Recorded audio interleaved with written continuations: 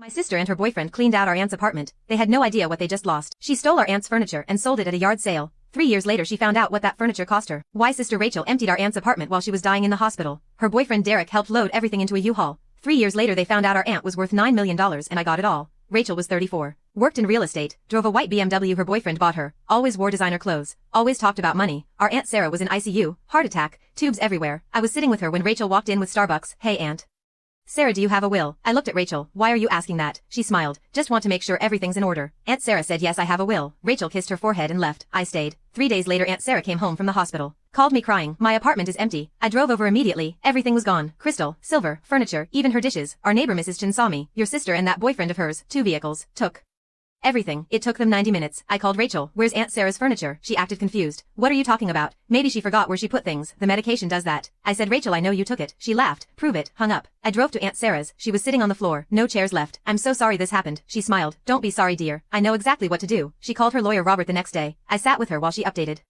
her will. To my niece Rachel Patterson I leave $1. To her boyfriend Derek Morrison I leave $1. Robert looked up. Are you sure, Sarah? She nodded. To my niece Emma Patterson I leave my entire estate. I'm Emma. I started crying. Aunt Sarah, you don't have to. She held my hand. You visited me every week for 40 years. You never asked for anything. You just loved me. That's worth more than all the furniture in the world. The will was dated 3 days after Rachel asked about it. After she stole everything, ironclad. 3 years later Aunt Sarah died peacefully. I was holding her hand. The will reading was on a Friday. I got there early, sat in the back. Rachel showed up in a new Lexus, designer purse, fresh manicure. Derek wore a Rolex.